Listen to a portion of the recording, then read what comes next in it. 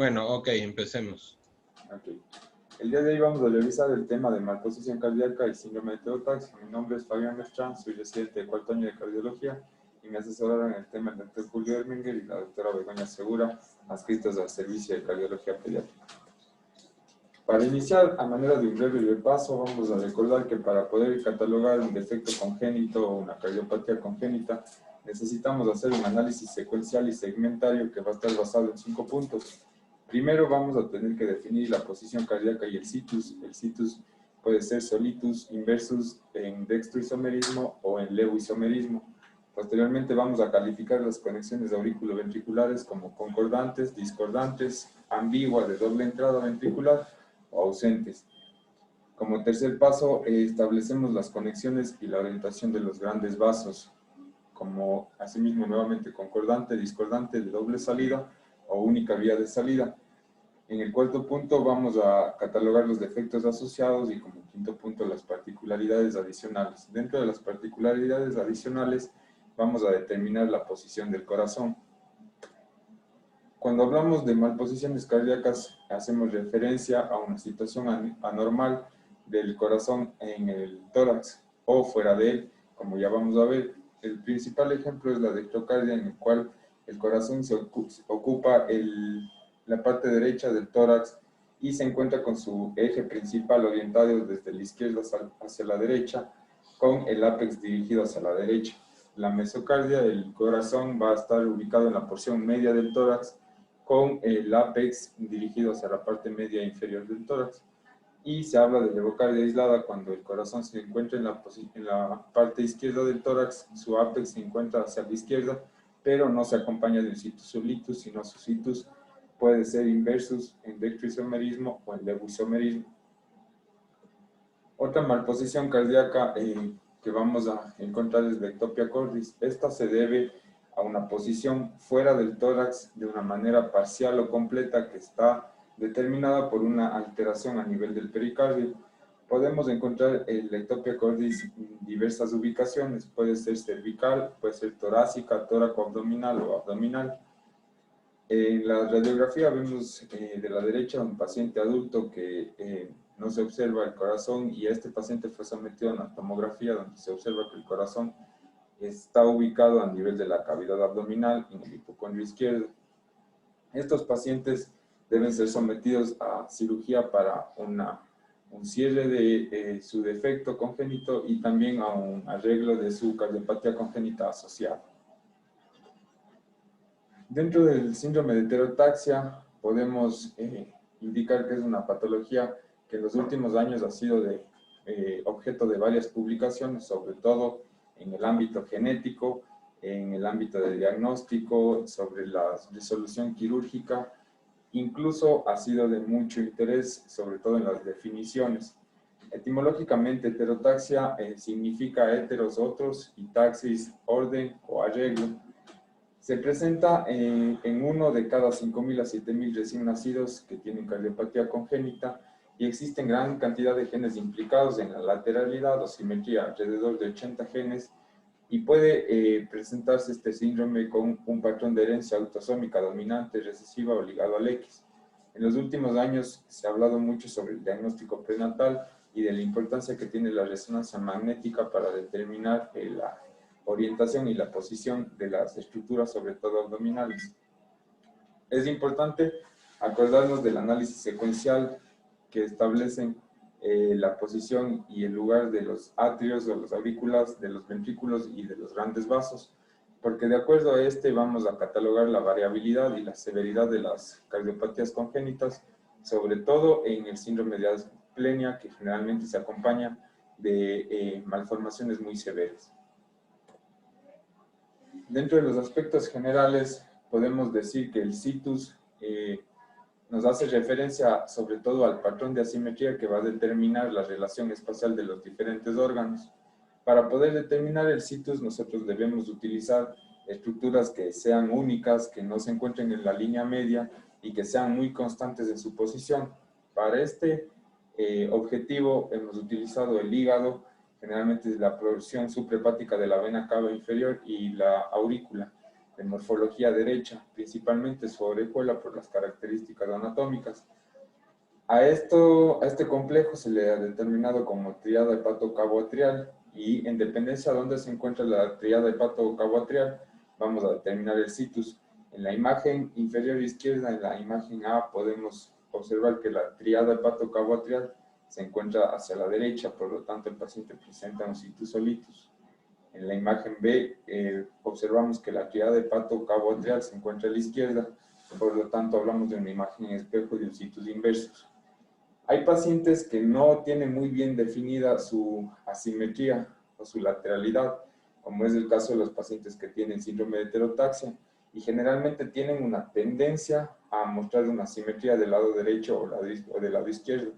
Podemos observar en la imagen C que el paciente tiene una tendencia a mostrar características de su porción izquierda, como es en el caso del síndrome de poliesplenia, y en la imagen D observamos que el paciente tiene tendencia a mostrar una simetría del lado derecho, como es en el caso de asplenia. Dentro de los aspectos generales también cabe recordar que el patrón de bifurcación bronquial, la relación que existe entre los bronquios, la arteria pulmonar y la lobulación pulmonar, van a estar de la mano de la determinación del situs por medio de las orejuelas o de las aurículas. Lo normal es que se presente una disposición de los bronquios, el derecho tenga una orientación vertical, sea de un calibre mayor y sea de una longitud más corta en relación que el izquierdo, que va a tener una disposición vertical, su calibre va a ser menor y este va a ser más largo, generalmente 1.5 a 2.5 veces más que el derecho. La disposición de las arterias pulmonares, en el caso de la derecha, la normal es que se encuentre por delante del bronquio principal y su bifurcación acompaña hasta la segmentación del lóbulo medio y del lóbulo superior. Y en el lado izquierdo, lo normal es que la arteria esté por encima del bronquio principal. Como podemos observar en las radiografías, suele pedirse una radiografía penetrada para poder observar las características y la disposición de los bronquios principales. Otra característica que define la asimetría o la lateralidad de los pacientes es la lobulación de los pulmones. En el lado derecho vamos a tener 3 lóbulos pulmonares y en el lado izquierdo vamos a presentar 2 lóbulos pulmonares. Para determinar el situs existe varias maneras, principalmente el clínico, que es por medio de la palpación del hígado. El método por medio de imagen a través de la radiografía de tórax, que vamos a determinar las características que les había mencionado de la orientación, del calibre y de la disposición de los bronquios principales. Como observamos en la imagen superior izquierda, existe un patrón de simetría del lado izquierdo. Los bronquios se encuentran verticalizados, son de un menor calibre y son más largos en relación a los bronquios normales derechos. Otra manera de determinar el situs es por medio de electrocardiografía. Debemos establecer la orientación o la despolarización por medio de la onda P, hacia donde se dirige la despolarización de la aurícula. Una manera más para determinar el situs es por medio de ecocardiografía. Normalmente nosotros, al realizar una ecocardiografía a nivel de la vista subcostal, vamos a poder observar la vena cava a la derecha y la aorta a la izquierda en relación con la columna vertebral. En un situs inversus vamos a ver que la vena cava se va a encontrar a la izquierda y la aorta a la derecha en relación a la columna vertebral. En los pacientes que tienen situs isomérico del lado derecho, vamos a observar que tanto la cava como la aorta se van a encontrar al lado derecho de la columna vertebral, pero esto se lo denomina como yuxtaposición y la cava va a encontrarse en una posición anterior en relación a la aorta. En el situs isomérico izquierdo, nuevamente vamos a poder determinar que estas dos estructuras se van a encontrar al lado izquierdo de la columna vertebral, tanto la aorta, pero la vena cava inferior tiene una particularidad que en su posición suprahepática se continúa con la ácigos y esta va a drenar a nivel de la vena cava superior y las venas suprahepáticas van a drenar de manera directa en la aurícula derecha. Otra manera más para determinar el situs es por parte de la morfología en los cortes de histopatología, donde vamos a observar en qué posición se encuentra la tríade hepato-cabo-atrial, así mismo como vamos a establecer las características morfológicas de las orejuelas, acordándonos siempre que la orejuela derecha se caracteriza por tener la cresta terminalis y los músculos pectinos. Dentro de la definición y nomenclatura del síndrome de heterotaxia, vamos a ver que los estudios empiezan a hacer más referencia a partir de la publicación de Ivermark en 1955, donde detalló 14 casos que presentaban síndrome de asplenia, pero sabemos que el estudio de esta patología tiene muchos estudios previos que se iniciaron desde 1740. El concepto de heterotaxia quiere decir que es un síndrome que va a estar caracterizado por una ausencia del patrón de asimetría normal, es decir, de la normalidad que existe de la lateralización derecha e izquierda, y esto va a originar una severa alteración de la localización de los órganos. Principalmente la alteración va a encontrarse a nivel de los órganos, como les mencioné, tóraco-abdominales, y sobre todo nos fijamos en las alteraciones que ocurren a nivel del corazón, porque dependiendo de esto van a determinar la severidad y el pronóstico de la enfermedad. Dicho de otra manera, la heterotaxia significa un isomerismo que puede ser del lado derecho o izquierdo, y si está o no asociado a la presencia de vaso o múltiples vasos, se lo puede catalogar como síndrome de asplenia o síndrome de poliesplenia.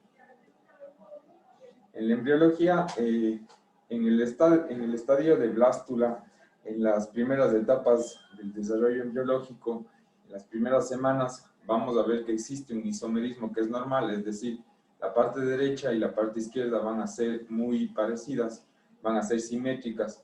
Posteriormente, tanto la derecha va a adquirir potencialidades de la simetría derecha y la izquierda potencialidades izquierdas, y a partir de esta etapa van a desarrollar la simetría.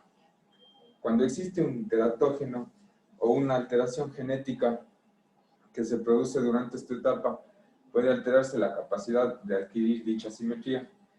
Por lo tanto, el teratógeno o la alteración genética que influya para que se determine un síndrome de heterotaxia va a presentarse en etapas muy tempranas y prolongadas, y esto va a generar una afectación multisistémica, no solo al corazón, sino a muchas vísceras que también se encuentran a nivel del abdomen. El síndrome de asplenia se va a caracterizar por la ausencia de vaso, y va a existir una tendencia hacia el isomerismo del lado derecho. Va a estar generalmente acompañado de cardiopatías que son severas, que van a tener un flujo pulmonar disminuido. Se presenta con una incidencia de 1 a 2% de las cardiopatías congénitas, y va a existir un leve predominio en el sexo masculino. También se han reportado varios casos de tipo familiar y que están asociados a alteraciones genéticas y cromosómicas. Dentro de la patología podemos apreciar que existen varias alteraciones tóraco-abdominales en el síndrome de asplenia, principalmente a nivel de la cavidad del tóraco-abdominal. Como les dije, los pulmones van a estar caracterizados por presentar 3 lóbulos a nivel de la división de los bronquios principales. Los bronquios van a tener una disposición más corta, de mayor calibre, y van a estar más horizontalizados. Las arterias pulmonares van a estar por delante de los bronquios. A nivel del abdomen se va a observar o se va a palpar un hígado grande que está en la posición media y que abarca del hipocondrio derecho al hipocondrio izquierdo, y generalmente se acompaña de una vesícula biliar en posición media y más rotación intestinal.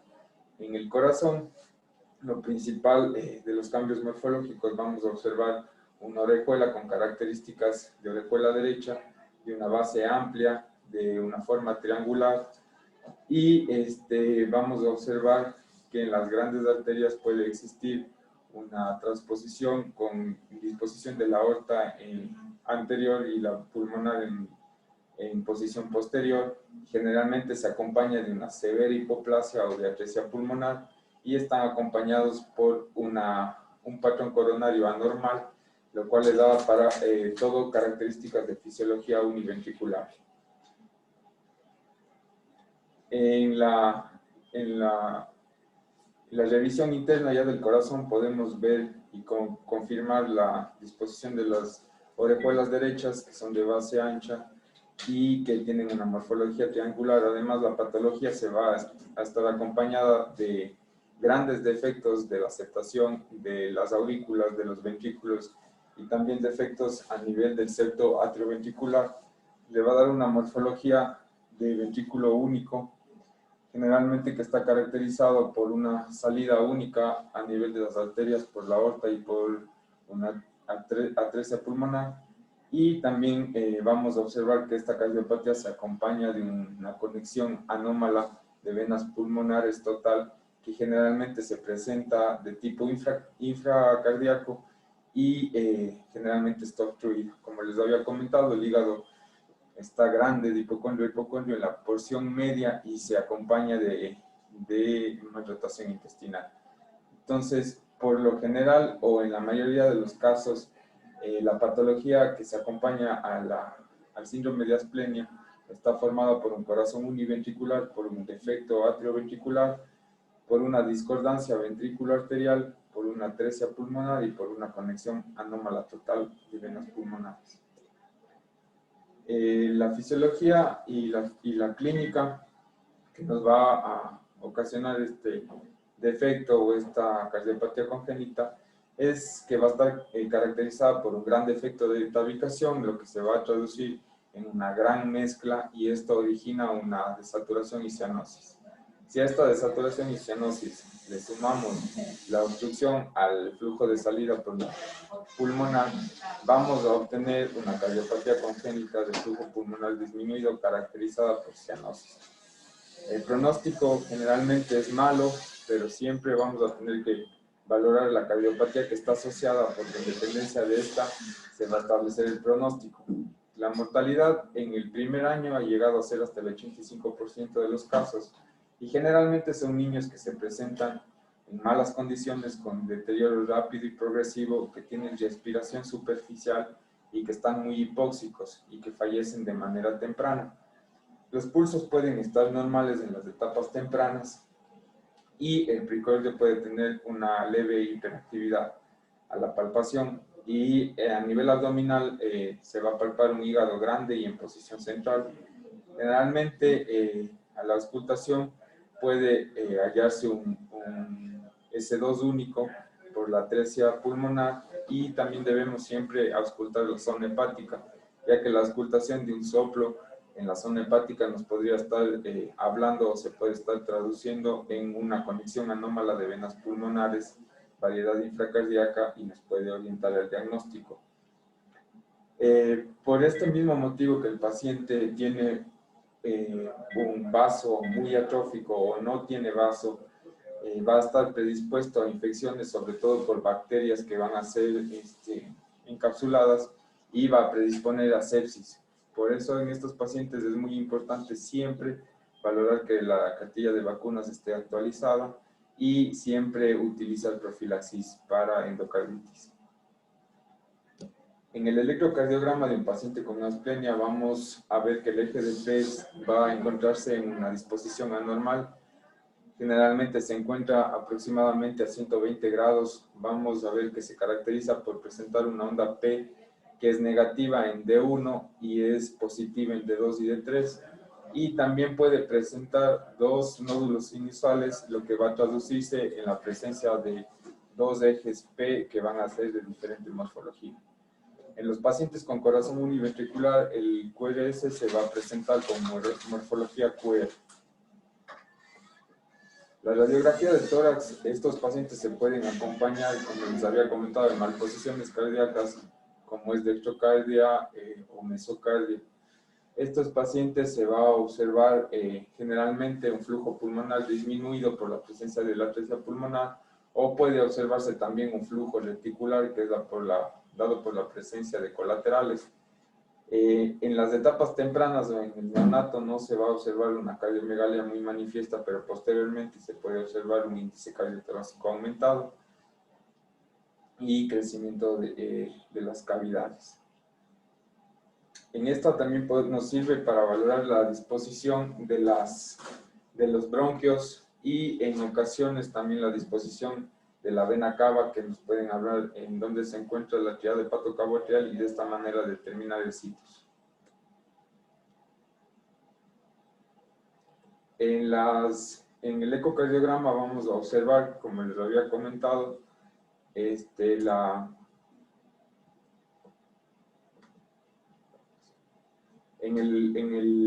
la vista subcostal, la disposición de la vena cava inferior y también de la aorta.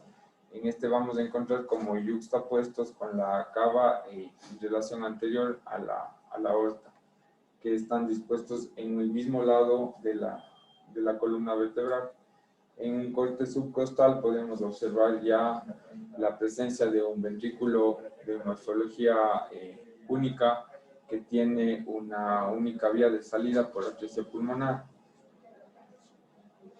Además, también podemos observar ya las alteraciones, sobre todo a nivel de los defectos del septo. Sobre todo aquí observamos un defecto a nivel auricular que va a presentar únicamente una bandeleta central, y también observamos la insuficiencia de la válvula. En este vamos a observar una aurícula única, un ventrículo único y que también presenta insuficiencia a nivel de su válvula B. Y podemos también determinar los defectos del septo, sobre todo en este que se puede observar una CIB en sus defectos septal ventricular. También podemos observar la presencia de atresia pulmonar, que generalmente puede ser membranosa, y eso acompaña a la cardiopatía en el síndrome de asplenia, que es muy característico. Ya hablando del síndrome de poliesplenia, este va a estar caracterizado asimismo por un situs ambiguo. Tanto en el síndrome de isomerismo como derecho como izquierdo, no podemos hablar de una conexión atrioventricular concordante o discordante, sino vamos a hablar de un situs ambiguo, indiferenciado, incierto o indeterminado. En este caso, en la poliesplenia va a estar caracterizado por un situs ambiguo, y este se va a estar asociado a 3 o más vasos que pueden estar separados únicamente por un meso, y generalmente se van a hallar de 5 a 6 vasos. Está caracterizado por un isomerismo izquierdo, y en este síndrome la cardiopatía que está acompañando puede presentar un flujo pulmonar normal, aumentado o disminuido. Generalmente se caracterizan por cardiopatías de flujo pulmonar aumentado, y en diferencia al síndrome de asplenia no va a existir tanta constancia en la cardiopatía que acompaña a este síndrome, y de manera excepcional las cardiopatías que acompañan al síndrome de poliesplenia presentan atresia pulmonar. Las malformaciones tóraco-abdominales que podemos ver, sobre todo a nivel del tórax, vamos a ver pulmones que tienen 2 lóbulos, vamos a observar la disposición de los bronquios, que va a ser con morfología izquierda, es decir, van a tener una disposición vertical de menor calibre y de mayor longitud, y las arterias pulmonares van a estar por encima de los bronquios principales. A nivel del corazón podemos observar que las orejuelas van a ser de características o de morfología izquierda, es decir, con una morfología irregular, con base angosta. Los pacientes también pueden acompañarse de dextrocardia o mesocardia, y generalmente existe una posición normal de las arterias principales, y no van a presentar o presentan de manera muy infrecuente atresia pulmonar. Otra característica de estos pacientes es que la conexión venosa sistémica o el drenaje sistémico se va a producir por una interrupción a nivel de la cava inferior, y se va a continuar por la ácigos, va a llegar a la vena cava superior y va a drenar en el ventrículo derecho. Las venas suprahepáticas van a drenar de manera solas o en la aurícula derecha, y puede presentar 2 venas cava superiores. La clínica e historia natural de esta enfermedad es que, al no presentar una cardiopatía tan constante, y generalmente al presentar una cardiopatía leve van a tener un mejor pronóstico en relación a los síndromes de asplenia. En estos pacientes, si tienen una cardiopatía de flujo pulmonar aumentado, se debe realizar una intervención quirúrgica pronta porque van a tener tendencia a desarrollar hipertensión pulmonar. Vamos a ver que la mortalidad va a ser menor en relación al síndrome de asplenia. En este caso, la mortalidad al año es de 50%. Va a existir un leve predominio de los casos en mujeres. También se han reportado casos familiares. Y estos pacientes, en dependencia de la cardiopatía asociada, pueden estar o no cianóticos. Los pulsos pueden estar normales, pero nuevamente van a depender de la alteración cardíaca que las acompañe. En ocasiones pueden estar incluso acompañados de severas malformaciones cardíacas, como es un ventrículo izquierdo hipoplásico, y en estos pacientes no se va a palpar los pulsos. Hay casos incluso de síndromes de poliesplenia que no se acompañan de cardiopatías o se acompañan de un conducto persistente. Al examen físico o a la exploración vamos a encontrar los dos componentes del ruido cardíaco, del segundo ruido, y esto nos puede ayudar para diferenciar un síndrome de poliesplenia de un síndrome de asplenia. Y generalmente puede observarse por la mayor frecuencia de CIB un soplo de características de una comunicación interventricular y vamos a auscultar el S2 reforzado. En el electrocardiograma, el eje de P también va a tener una orientación anormal, va a estar desviado a la izquierda, generalmente entre menos 30 y menos 60 grados. La orientación de la onda P y la despolarización va a ser positiva en D1 y va a estar negativa en D2 y D3, y podemos ya observar la hipertrofia de cavidades, sobre todo en las cardiopatías de hiperflujo pulmonar. En la radiografía de tórax vamos a observar las características de hiperflujo, en los casos que se acompañan de defectos del septo sobre todo, y vamos a observar el crecimiento de las cavidades. Nos sirve también para observar la morfología y la disposición de los bronquios principales y de esta manera establecer la diferencia del isomerismo que existe. El ecocardiograma va a ayudarnos para llegar al diagnóstico, pero como son muchas variedades de cardiopatías, generalmente lo que buscamos en estos pacientes es valorar si es que presentan interrupción de la vena cava inferior y también podemos observar que las venas hepáticas drenan directamente en la aurícula derecha. El cateterismo en estos pacientes, tanto en el síndrome de poliesplenia como en el de asplenia, nos ayudan sobre todo en el de asplenia para determinar la morfología de la conexión anómala venosa pulmonar, y en el de poliesplenia tenemos que tener pendiente siempre que existe una interrupción a nivel de la vena cava inferior, y esto puede ocasionar alteraciones en el momento de realizar el cateterismo, y por lo tanto debemos siempre tener como pendiente esta variedad. Aquí les he colocado una tabla donde se demuestra la frecuencia relativa de los defectos cardiovasculares específicos que se presentan en el síndrome de heterotaxia, y podemos ver las características anatómicas que acompañan tanto al síndrome de asplenia como poliesplenia y el porcentaje en el cual se reporta. Generalmente vemos que 45% tanto de asplenia como poliesplenia se acompañan de vena cava superior bilateral. La interrupción de la vena cava inferior, como les había comentado, es más evidente en el síndrome de poliesplenia, como 80%. La ausencia del seno coronario es es un marcador muy evidente del síndrome de asplenia, que se presenta generalmente en el 100% de los casos.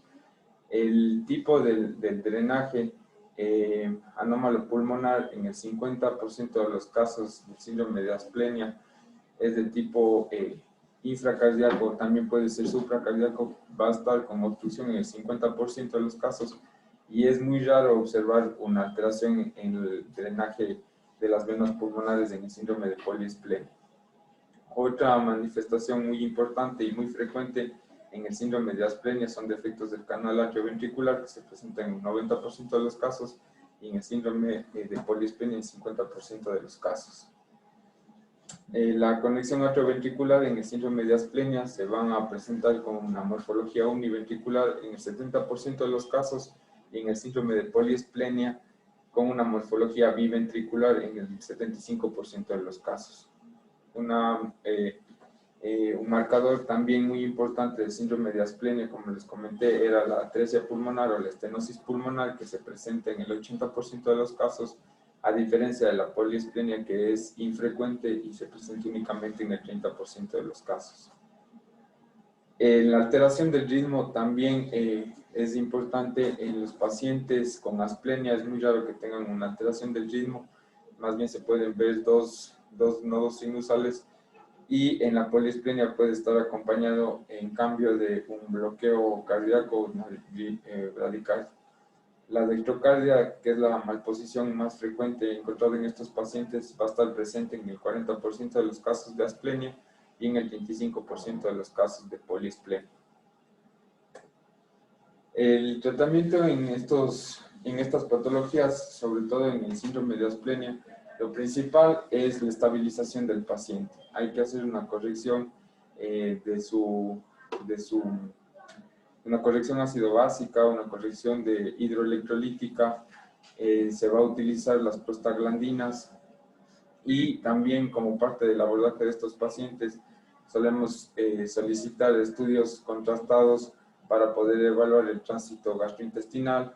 Podemos también pedir un ultrasonido abdominal para valorar la presencia o cuantificar el número de vasos, y también podemos solicitar gammagrafía para valorar la presencia o no de vasos. Se puede solicitar un frotis de sangre periférica para evaluar la presencia o no de los corpúsculos de Heinz o de las inclusiones intraeritrocitarias, que son los cuerpos de Howell-Joy. En el tratamiento quirúrgico va a ser en dependencia del tipo y de la complejidad de la cardiopatía.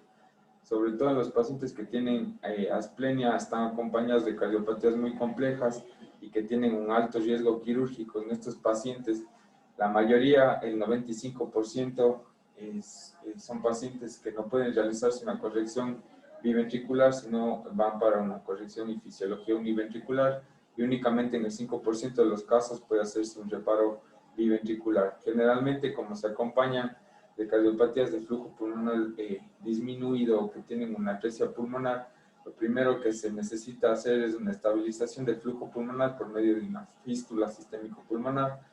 Como segundo paso se hará una corrección de la conexión anómala de venas pulmonares, y posteriormente se llevará al paciente a una fisiología univentricular. La corrección de la conexión anómala, si es que no presenta obstrucción, se lo puede hacer junto con con la cirugía de Glenn, y luego se llevará al paciente a una cirugía de Fontan como tercera intervención. En el síndrome de poliesplenia, son síndromes que están acompañados de cardiopatías más favorables, más leves, tienen un mejor pronóstico, y como les había dicho, generalmente presentan hiperflujo. En estas patologías debe realizarse como primer procedimiento un cerclaje pulmonar, y en los casos que estén acompañados de un drenaje o una conexión anómala de la vena cava inferior o de la vena cava superior, se hará un redireccionamiento de los flujos por medio de parches a nivel de las aurículas. Estos pacientes, en el 68% de los casos, pueden ser llevados a un reparo biventricular. En el Hospital Infantil, en el año 2018, se hizo una tesis en la cual se intentaron identificar los factores pronósticos de supervivencia en los pacientes con heterotaxia. Este fue un estudio observacional retrospectivo de manera longitudinal, que contó con 110 pacientes como muestra y que estaban catalogados como heterotaxia, variedad asplenia y poliesplenia, y que estaban diagnosticados entre el 2005 y el 2016. En ellos, parte del estudio descriptivo, se estableció que la edad promedio del diagnóstico en nuestra institución fue a los 8 meses y con una mediana de 1.5 meses. Un bajo porcentaje tenía diagnóstico prenatal en el 4.5% de los casos y el 46.3% de los casos del diagnóstico era neonatal. La mortalidad global en el seguimiento que se tuvo en estos pacientes en 2 años fue del 20.9%. El 32% de estos pacientes se perdieron luego de los 2 años de seguimiento. El isomerismo derecho, el síndrome de asplenia, fue el más frecuente con el 71.8%, y de estos la morfología, las características más frecuentes que presentaban era el atrio único con 70 pacientes. La característica menos frecuente que se observó fue la doble entrada al ventrículo izquierdo, la cual solo se observó en un paciente. Y en la parte de tratamiento, la paliación se realizó en 25.4% de los pacientes. En el resto no se realizó ningún tipo de procedimiento, ya sea porque tenían alteraciones genéticas asociadas, porque tenían alteraciones en el neurodesarrollo. Y de estas patologías, de estas intervenciones de paliación, el 42% fueron fístulas de Baylor-Towson. El promedio de intervención fue a los 2 años con una mediana de 7.5 meses. De los pacientes que se habían hecho, que se realizaron fístula, los que llegaron a la segunda cirugía o a la cirugía de Glenn generalmente fueron 20 pacientes con una edad promedio de 5.5 años y con una mediana de 5.1 años. Y de los casos que llegaron a la tercera cirugía, una sola fue Fontan y únicamente llegaron a esta cirugía 4 pacientes. Como medida paliativa también se estableció de primera instancia el Glenn en el 13% de los casos y el cerclaje en el 10% de los casos. Y no se encontró ningún factor o un factor único que determine mayor supervivencia. Eso es todo, muchas gracias.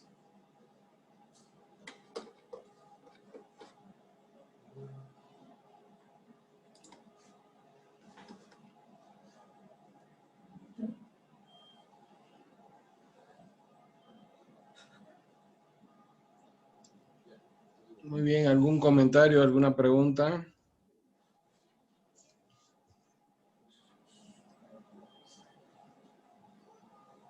Un comentario en relación en heterotaxia que desde el punto de vista práctico me parece importante es el fantasma o el espectro de infecciones en el grupo de pacientes asplénicos. Por alguna época, incluso en este hospital hace muchos años, se daba algo de profilaxis antibiótica en pacientes con asplenia. La verdad es que se dejó de usar y pareciera no haber evidencia que apoye esa conducta. También hace algunos años se hizo una revisión en una de las tesis de si el grupo de pacientes con asplenia ingresaban con más frecuencia al hospital por infecciones que el grupo de poliesplenia. Tampoco hubo una diferencia. Entonces, si bien en teoría y a lo mejor, bueno, por la fisiología de la asplenia sí son susceptibles a más infecciones que los que tienen vaso, no hemos tenido una evidencia que haga necesario normar otro tipo de conductas o tomar otro tipo de conductas. Recuerden que también los de poliesplenia a veces tienen vasos hipofuncionantes, hay el espectro ahí entre que sí hay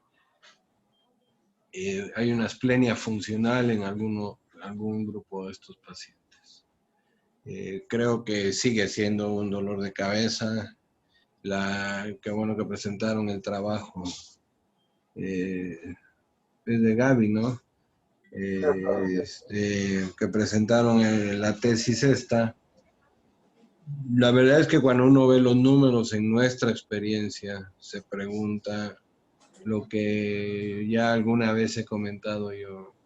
Bueno, llegué a trabajar en el Instituto de Cardiología, el doctor Fauce Atié, que ya era director en el hospital, decía que no había que tratar a estos pacientes con heterotaxia por el mal pronóstico que tienen. y los resultados son muy parecidos, ¿no? Es una alta incidencia de complicaciones, de muerte, y habría que preguntarse. Obviamente no estoy comentando esto para que se tomen decisiones de no hacerle nada. Tradicionalmente en este hospital se ha tratado a los pacientes con heterotaxia.